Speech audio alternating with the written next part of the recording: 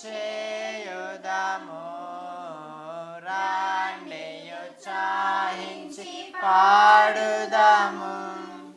రక్షణ దుర్గము మన ప్రభువే, సముద్రము సృష్టించినాయనదే. సత్యుని హస్తమే భువి చేసే, ఆయన దైవము పాలితులా. ఆయన మేపెడి గొర్రెలము రాండి ఉత్సాహించి పాడుదము. రక్షణ దుర్గము మన ప్రభువే.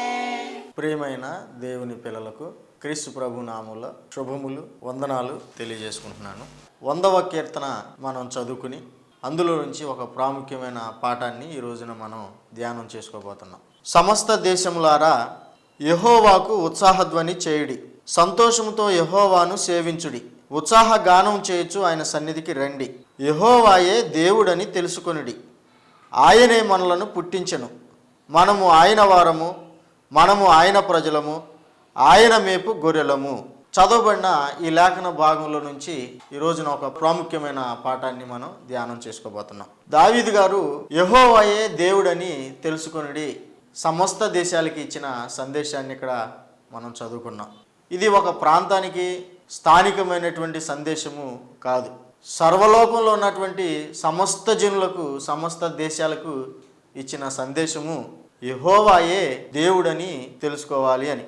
ఆయనే దేవుడని తెలుసుకోమని చెప్పిన దావీదు గారు ఆయన ఎలాగ దేవుడు అనే విషయం మీద కొన్ని విషయాలు, ప్రత్యేకమైన విషయాలు ఇక్కడ ఆయన తెలియజేయడం అనేది జరిగింది. ఎందుకు ఆయనే దేవుడు అనే విషయాన్ని ఆలోచన చేస్తే ఆయన కొన్ని కారణాలు ఇక్కడ చెబుతున్నాడు. 3 కారణాలు ముఖ్యంగా మనం గుర్తించగలం. మొదటి కారణము ఆయనే మనలను పుట్టించెను అని అన్నాడు. 2వ కారణము మనము ఆయన వారము అని అన్నాడు. 3వ కారణము మనలను ఆయన పోషిస్తున్నాడు అనే విషయాన్ని మాట్లాడటం జరిగిందనమాట. మహాదేవుడైన తండ్రి మనల్ని పుట్టించాడని, మనల్ని పోషిస్తున్నాడని, మనం ఆయన వారమేనని ఈ సంగతి మన అందరం తెలుసుకోవాలి అని చెప్పేసి మనుషులందరినీ దృష్టిలో పెట్టుకుని సమస్త దేశములారా యెహోవాకు ఉత్సాహధ్వని చేయుడి, సంతోషంతో ఆయన్ని సేవించుడి, ఉత్సాహ గానము చేయొచ్చు ఆయన సన్నిధికి రండి అని దావీదు గారు దేవుని పక్షంగా దేవుని సన్నిధికి అందరూ రావాలని ఆయన ఆహ్వానం ఇక్కడ తెలియజేస్తున్నట్లుగా మనం చదువుకున్నాం. ఈరోజు మన పాఠంలో ఈ 3 విషయాల గురించి కొద్ది నిమిషాలు మనం ధ్యానం చేసుకోబోతున్నాం. ఆయనే మనలను పుట్టించెను అనేది ఈ పాఠంలో మొదటి భాగం. ఆయనే మనలను పుట్టించెను అని అంటే అర్థం ఏంటంటే మనలను మనము సృజించుకొనలేదు అని అర్థం. ఆయనే మనల్ని పుట్టించెను అని అంటే మనల్ని మనం సృష్టించుకోలేదు అని చెప్పేసి ఫుట్ నోట్లో ఆయన తెలియజేయటం అనేది జరిగింది. మనలో అనేక మంది తెలుసుకోవాల్సినటువంటి సంగతి ఏంటంటే, మనం అందరం కూడా గ్రహించాల్సినటువంటి సంగతి ఏంటంటే మనలను మనము సృజించుకొనటలేదు అనే వాస్తవాన్ని మనలో ప్రతి వారం కూడా తెలుసుకోవాల్సినటువంటి అవసరం ఉంది. సహజంగా మనుషులు తల్లిదండ్రులు ద్వారా మనం పుట్టాము అనేటువంటి ఆలోచన మాత్రమే చేస్తారు, కానీ వాళ్లకు దేవుడు మనల్ని పుట్టించాడు అనే వాస్తవాన్ని మనం అనేక మంది ఈ విషయాన్ని గ్రహించలేని వారుగా ఉండటము విచారకరమైనటువంటి సంగతి. దావీదు గారు అయితే ఇక్కడ అంటున్నాడు, నా తల్లిదండ్రులు నన్ను పుట్టించారు అని అంటలేదు, ఆయనే మనలను పుట్టించెను అని చెప్పేసి అంటున్నాడు. కాబట్టి మన అందరం కూడా పుట్టడానికి తల్లిదండ్రుల పాత్ర ఉన్నప్పటికీ ప్రాముఖ్యమైనటువంటి పాత్ర మహాదేవునిది. దేవుడే మనలను పుట్టించాడు అనే వాస్తవాన్ని మనందరం కూడా తెలుసుకోవాల్సినటువంటి అవసరం ఉంది. 139వ కీర్తనలో దావీదు గారు 13వ వచనంలో ఏమంటున్నాడంటే, తల్లి గర్భమందు నన్ను నిర్మించిన వాడువు నీవే అని చెప్పేసి అంటున్నాడు. నా తల్లిదండ్రులు నన్ను నిర్మించారు అని చెప్పేసి అంటలేదు, నా తల్లి గర్భమందు నన్ను నిర్మించిన వాడువు నీవే అని చెప్పేసి అంటున్నాడు. మన అందరం కూడా తల్లి గర్భంలో నిర్మించబడినటువంటి విషయము వాస్తవం. అయితే తల్లి గర్భంలో నిర్మాణం జరిగింది, నిర్మించిన వాడు, మనల్ని నిర్మించినటువంటి నిర్మాత దేవుడు అనే వాస్తవాన్ని మనము గ్రహించాల్సినటువంటి అవసరము ఉంది. దావీదు గారు ఆయన నన్ను తల్లి గర్భమందు నిర్మించాడు అని అంటున్నాడు. ఆ వాస్తవాలను బట్టి ఆయన అంటున్నాడు ఆయనే మనల్ని పుట్టించాడు అని చెప్పేసి అని అంటున్నాడు అనమాట. టోటల్గా మోషే గారు కూడా చెప్పాడు ఒక విషయాన్ని. 90వ కీర్తనలో 2వ వచనంలో మనం చదివితే పర్వతములు పుట్టక మునుపు భూమిని లోకమును నీవు పుట్టింపక మునుపు అనే మాటను ఆయన మాట్లాడటం అనేది జరిగింది 90వ కీర్తనలో. ఆయన కూడా ఏం చెబుతాడంటే భూమిని లోకమును దేవుడు పుట్టించాడు అని చెప్పేసి అంటున్నాడు. లోకము అనేటువంటి మాట మనుషులకు సంబంధించింది, మనుషుల్ని గురించి మాట్లాడుతున్నాడు. మనుషులైనను జీవరాశి మొత్తం కూడా దేవుడే పుట్టించాడు అనేటువంటి విషయాన్ని మనం ఎల్లప్పుడూ కూడా జ్ఞాపకం ముందు ఉంచుకోవాల్సినటువంటి అవసరం ఉంది. దేవుడు మనల్ని పుట్టించాడు, ఈ విషయాన్ని మనం ఎరగాలి. మనుషులు సృష్టించుకునే కార్యక్రమము లేదు, ఆయనే మనల్ని పుట్టించాడు అనే విషయాన్ని మనం గమనించాలన్నమాట. మహాదేవుడైనటువంటి తండ్రి మనల్ని తల్లి గర్భంలో నిర్మించాడు. మనం ఈ భూమి మీద మనం పుట్టడానికి ఆయనే కారణము, ఆయనే పుట్టించాడు అనే వాస్తవాన్ని పుట్టి పెరుగుతున్నటువంటి మనము తప్పనిసరిగా తెలుసుకోవాల్సినటువంటి అవసరత ఉంది అనే విషయాన్ని మనము గ్రహించుదాం. అపోస్తుల కార్యాలలో 17వ అధ్యాయము 26వ వచనాన్ని చదివినట్లయితే అపోస్తులైన పౌలు గారు గ్రీకు తత్వవేత్తల మధ్య చెబుతున్నాడు, దేవుడు ఒకని నుండి ప్రతి జాతి మనిషిని సృష్టించాడు అని ఆయన తెలియజేయడం జరిగిందనమాట. లోకంలో ఉన్నటువంటి సమస్త జనులు ఈ విషయాన్ని తెలుసుకోవాలని దావీదు గారు అంటే, అపోస్తులైన పౌలు గారు క్రొత్త నిబంధనలో కూడా అంటున్నాడు దేవుడు ప్రతి జాతిని కూడా ఒకని నుండే పుట్టించాడు.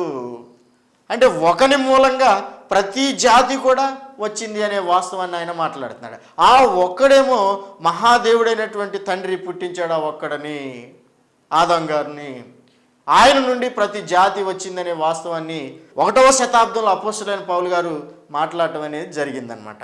కాబట్టి ప్రియమైన దేవుని పిల్లలారా, ఈ పాఠంలో మొదటి భాగాన్ని మనం ఆలోచన చేశాము. మనం పుట్టడానికి కారణము కేవలము తల్లిదండ్రులు మాత్రమే కాదు, అతి ప్రాముఖ్యంగా మహాదేవుని పాత్ర ఉంది అనే విషయాన్ని మనం గ్రహించాలి అనే విషయాన్ని మొదటగా నేను ఈ పాఠంలో చెప్పదలిచాను. రెండవదిగా మనం చూసినట్లయితే మనము ఆయన వారము అని చెప్పేసి అంటున్నాడు. రెండో మాట ఏం చెబుతున్నాడు, మనము ఆయన వారము. మనుషులందరూ ఎవరు అని అంటే దేవుని వారు, మనము ఆయన వారము అని చెప్పేసి తెలియజేస్తున్నాడు. ఆయనతో సంబంధం లేనటువంటి వారు, ఆయనకి చెందనటువంటి వారు ఈ భూమి మీద ఎవరు కూడా లేరు. ఆ సంగతి వాళ్ళకి తెలిసినా తెలియకపోయినా, ఆ సంగతిని ఒక మనుషుడు నమ్మినా నమ్మకపోయినా ఆయన వారము అనే వాస్తవాన్ని మరి తెలుసుకోవాల్సినటువంటి అవసరం ఉంది. వాస్తవం ఏంటంటే ప్రతి మనుషుడు కూడా దేవునికి చెందినవాడు, ఆయనే పుట్టించాడు. కాబట్టి మనం ఎవరు అవుతాము అని చెప్పేసి ఆలోచన చేసినట్లయితే అందరం కూడా మహాదేవుని వారము, మనము ఆయన వారము అనే విషయాన్ని మాట్లాడుతున్నాడు. యెహెజ్కేలు గ్రంథము 18వ అధ్యాయము 4వ వచనంలో మనం చూసినట్లయితే మనుషులందరూ నా వశంలో ఉన్నారు అని చెప్పేసి మహాదేవుడైనటువంటి తండ్రి మాట్లాడుతాడు. మనుషులందరూ నా వశంలో ఉన్నారు, తండ్రులేమి కుమారులేమి అందరూ నా వశంలో ఉన్నారు అని చెప్పేసి మహాదేవుడైనటువంటి తండ్రి యెహెజ్కేలు గ్రంథంలో మాట్లాడుతున్నాడు. మనము ఆయన వారము అనే వాస్తవాన్ని గ్రహించాల్సినటువంటి అవసరము ఉంది అనే సంగతిని మనం ఆలోచించేద్దాం. కొరింథీయులకు రాసిన మొదటి పత్రిక 3వ అధ్యాయము 23వ వచనంలో మనం చూసినట్లయితే అందరూ కూడా క్రీస్తు వారు అని పౌలు గారు చెబుతున్నాడు. క్రీస్తు ఏమో దేవుని వాడు అని చెప్పేసి అంటున్నాడు. అందరూ క్రీస్తు వారు, క్రీస్తు దేవుని వాడు. కాబట్టి టోటల్గా మనుషులందరూ మన ప్రభు అయినటువంటి యేసుక్రీస్తును దేవుని వారు, మనుషులు మాత్రమే కాదు ప్రభువు కూడా దేవుని వాడు అనే విషయాన్ని మాట్లాడుతున్నాడు. కాబట్టి అందరూ కూడా దేవునికి చెందినవారు, మనం అందరం కూడా దేవునికి చెందిన వారము అనే వాస్తవాన్ని తెలుసుకోవాల్సినటువంటి అవసరం ఉంది. కానీ దేవునితో సంబంధం లేకుండానే ఎక్కువ మంది బ్రతికేస్తూ ఉంటున్నాం. దేవునితో సంబంధం లేకుండానే, దేవుని వైపు తిరగకుండానే, దేవునికి అనుకూలంగా ఇష్టలుగా బ్రతకుండానే మన జీవితాలు గడిపేస్తున్నాం. కానీ వాస్తవంగా మన అందరము కూడా ఆయన వారము. కానీ మనం ఆయన వైపు ఉంటున్నామా లేదా, ఆయన వారంగా మనం కూడా ఆలోచన చేస్తున్నామా లేదా అనే విషయాన్ని మనం ఆలోచన చేసుకోవాల్సినటువంటి అవసరము ఉంది. దేవుడు మనల్ని పుట్టించాడు అని చూసాం. మనము రెండవదిగా ఆయన వారము అనే విషయాన్ని మనం ఇక్కడ చూసాం. ఈ పాఠంలో మనం 3వ విషయాన్ని ఆలోచన చేయబోతున్నాం. 3వ విషయం ఏంటంటే ఆయన మేపు గొర్రెలము అని అన్నాడు. అంటే దేవుడు మన పోషకుడు అనే సంగతి మనకి ఆయన తెలియజేస్తున్నాడు. దేవుని ద్వారా మనం పోషింపబడుతున్నాము అనే వాస్తవాన్ని మన అందరం కూడా తెలుసుకోవాల్సినటువంటి అవసరం ఉంది. వాస్తవంగా అనేక మంది ఆలోచన ఎలాగుంటుందంటే, నేను ఎవరి మీద ఆధారపడి బ్రతకట్లేదు, నా బ్రతుకు నేను బ్రతుకుతున్నాను, కాబట్టి నాకు ఎవరు సహాయం చేయవసరం లేదు, ఎవరి మీద నేను ఆధారపడట్లేదు అనేటువంటి ఆలోచన కలిగి ఉన్న వాళ్ళు ఉంటారు. బైబిల్ని మనం పరిశీలన చేసినట్లయితే, దేవుని వాక్యాన్ని గ్రహించినట్లయితే, దేవుని మీద ఆధారపడినటువంటి వ్యక్తి ఎవరు కూడా ఉండరు. కొంతమంది అక్కడక్కడ దేవుడు నాకు ఏం చేయలేదు అనేవాళ్ళు ఉంటారు. కానీ వాక్యాన్ని బట్టి నేను చెప్పేది ఏంటంటే, దేవుని మేలు అనిపించిన వాళ్ళు, దేవుని సహాయం పొందినటువంటి వాళ్ళు ఎవ్వరు కూడా ఉండరు. ఒక్క మాటలో చెప్పాలంటే అందరూ కూడా దేవుని మీదే ఆధారపడి బ్రతుకుతున్నారు అనేది గ్రహించాల్సినటువంటి అవసరం ఉంది. కాబట్టి ఇప్పుడు దేవుడు మన పోషకుడు అనే విషయాన్ని దావీదు గారు తెలియజేస్తున్నాడు. ఈ విషయాన్ని ఆలోచన చేస్తే అనేక సందర్భాల్లో దైవజనులు మాట్లాడటం అనేది జరిగిందనమాట. దేవుడు మన పోషకుడు అనే విషయాన్ని మనం గ్రహించాలి. దేవుడు నాకు ఏం చేయలేదు అనేవాళ్ళు అనేక మంది ఉన్నారు. నా సేవా జీవితంలో కొంతమంది దేవుడు నాకు ఏం చేశాడని నేను ప్రార్థనకు రావాలి అని చెప్పేసి నాతో సమాధానం చెప్పిన వారు లేకపోలేదు. ప్రార్థనకు రమ్మని ఆహ్వానిస్తే అయితే వాళ్ళని నేను తిరిగి ఒక ప్రశ్న అడిగా. ఏంటి ఆ ప్రశ్న అంటే, భోజనం చేశారా మీరు అని అడిగాను. చేసాము అని అన్నారు. నేను ఎందుకు అలాంటి ప్రశ్న అడిగానంటే, ప్రసంగి గ్రంథంలో సొలొమోను మహారాజు గారు ఒక ప్రశ్న అడుగుతున్నాడు. అంటే దేవునికి సంబంధించిన, దేవుడు మానవుని అడిగేటువంటి ఒక ప్రశ్న గురించి ఆయన చెప్పాడు. అదేంటంటే 2వ అధ్యాయం 25వ వచనంలో చూస్తే, ఆయన సెలవు లేక ఒక్కపూట భోజనం చేసి సంతోషించుట ఎవరికి సాధ్యము అని చెప్పేసి అడుగుతున్నాడు. మహాదేవుడైనటువంటి తండ్రి ఒక మానవునికి సెలవు ఇవ్వని పక్షంలో భోజనం ఒక్క పూట కూడా చేయలేడు మానవుడు అనే విషయాన్ని ఆయన మాట్లాడుతున్నాడు అనమాట. అది ప్రశ్న అడుగుతున్నాడు, ఎవరికి సాధ్యము అని చెప్పేసి. నాకు సాధ్యము అని చెప్పేసి ఒకవేళ ఎవరన్నా ఆలోచన లేకుండా అంటే అంటారేమో, కానీ ఆలోచిస్తే మాత్రము అలాగూ అనడానికి ఎవ్వరికీ అవకాశము లేదు. ఒక్క పూట మనం భోజనం చేయాలంటే మహాదేవుడు మనకు సెలవు ఇవ్వాలి అనే వాస్తవాన్ని మనం గ్రహించాల్సినటువంటి అవసరము ఉంది. అపోస్తలుడైన పౌలు గారు 14వ అధ్యాయంలో 16వ వచనం నుంచి మనం చదివితే, ఆయన గత కాలములలో సమస్త జనులను తమ తమ మార్గముల యందు నడవనిచ్చెను, అయినను ఆకాశము నుండి మీకు వర్షమును ఫలవంతములైన ఋతువులను దయచేయచ్చు, ఆహారమును అనుగ్రహించుచు, ఉల్లాసముతో మీ హృదయములో నింపుచు, మేలు చేయడి చేత తన్ను గురించి సాక్ష్యం లేకుండా చేయలేదు అని బిగ్గరగా అపోస్తలుడైన పౌలు గారు చెప్పడం జరిగిందనమాట.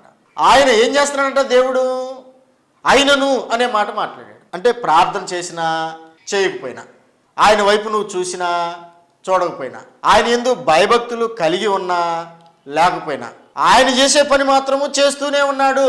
ఆకాశము నుండి మీకు వర్షమును ఫలవంతములైన ఋతువులను దయచేయచ్చు, ఆహారమును అనుగ్రహించుచు, ఉల్లాసముతో మీ కడుపులు నింపుచు, మేలు చేయటి చేత తన్ను గురించి సాక్ష్యం లేకుండా చేయలేదని బిగ్గరగా ఇక్కడ చెప్పడం అనేది జరిగింది. కాబట్టి మహాదేవుడైనటువంటి తండ్రి ఆకాశం నుండి వర్షాన్ని కురిపించి ఫలవంతములైన ఋతువులు దయచేసి పంటలు పండించి మనం కడుపు నిండా భోజనం చేసేటట్లుగా దేవుడు సహాయం చేస్తున్నాడంటే ఇది దేవుని మేలు అనే విషయాన్ని అపోస్తలుడైన పౌలు గారు అక్కడ మాట్లాడటం అనేది జరిగింది. మనం ఆలోచన చేయకుండా దేవుడు నాకేం చేయలేదు అని చెప్పేసి అంటున్నాం. వర్షం కురుస్తుందంటే దేవుని దయ, ఋతువులు వస్తున్నాయి అంటే దేవుని దయ, పంటలు పండుతున్నాయి అంటే దేవుని దయ, మనం భోజనం చేస్తున్నామంటే అదంతా కూడా దేవుని యొక్క ప్రేమను బట్టి, ఆయన యొక్క కృపను బట్టి, ఆయన నీతిని బట్టి, ఆయన న్యాయాన్ని బట్టి ఎలాగో జరుగుతుంది. సహజంగా మన మాట వినకపోతే మన పిల్లలనైనా సరే వానికి పనిష్మెంట్ ఇవ్వాలనుకుంటాం. భోజనం కట్టు అని అంటాడు ఒక తండ్రి. కానీ మహాదేవుడైన తండ్రి అలా కాకుండా ప్రార్థన చేసినా చేయకపోయినా, ఆయన వైపు చూసినా చూడకపోయినా, భక్తితోనూ ప్రార్థనతోనూ నిమిత్తం లేకోకుండా నీతిమంతుని మీదను అనీతిమంతుని మీదను తన సూర్యుని ఉదయింపచేస్తూ ఆకాశం నుండి వర్షం కురిపిస్తున్నాడని ప్రభువైన యేసుక్రీస్తు వారు మత్తయి సువార్త 5వ అధ్యాయంలో చెప్పడం అనేది జరిగిందనమాట. కాబట్టి మనం గ్రహించాల్సిన సంగతి ఏంటంటే, దేవుడు మన పోషకుడు, ఆయన ద్వారా మనం బ్రతుకుతున్నాం, ఆయన ద్వారా మనం భోజనం చేయగలుగుతున్నాం అనే విషయాన్ని మనం తెలుసుకోలేకపోవటం విచారకరమైన సంగతి. కడుపు నిండా భోజనం చేస్తున్నాం, కానీ భోజనం ఎలాగొస్తుందని చెప్పేసి ఆలోచన చేయకోకుండా, జ్ఞానం లేకుండా, విచక్షణ లేకుండా మనం ఏం చేస్తున్నాం అంటే దేవుడు నాకు ఏం చేయలేదు అని చెప్పేసి అంటున్నాం. కానీ ఆయన నీకు ఎన్నో మేలులు చేస్తున్నాను, వాటన్నిటిని బట్టి నువ్వు నా వైపు చూడాలి, నన్ను ఎరగాలి, నా యెడల కృతజ్ఞత కలిగి ఉండాలి, భయభక్తులు కలిగి ఉండాలి, ఈ వివేకం నీకు కావాలి అని చెప్పేసి ఆయన ఆకాశం నుండి మనల్ని నిత్యము పరిశీలన చేస్తూ ఉన్నాడు. మనం ఆయన ద్వారా పోషింపబడుతున్నాం అనే వాస్తవాన్ని మనందరం తెలుసుకోవాలని మహాదేవుడని తండ్రి మన వైపు చూస్తూ ఉన్నాడు. కాబట్టి ఈ విషయాన్ని మీరు, నేను అందరం కూడా ఎల్లప్పుడూ జ్ఞాపకం ఉంచుకుని మహాదేవుని పట్ల కృతజ్ఞత కలిగి బ్రతకటం అనేది జ్ఞానము అనే విషయాన్ని మనందరం కూడా గ్రహించుదాం. తర్వాత ఇంకా చూసినట్లయితే అపోస్తుల కార్యాలు 25వ అధ్యాయంలో అపోస్తులైన పౌలు గారు అంటున్నాడు, ఆయన అందరికీ జీవమును ఊపిరిని సమస్తమును దయచేవాడు కనుక అని అంటున్నాడు. మహాదేవుడైన తండ్రి మనుషులందరికీ జీవమును ఊపిరిని దయచేవాడు అని అంటున్నాడు. జీవము, ఊపిరి, ఇది దేవుని దయ. ఇది ఏ మానవుడు మనకిచ్చింది కాదు, దేవుని దయ.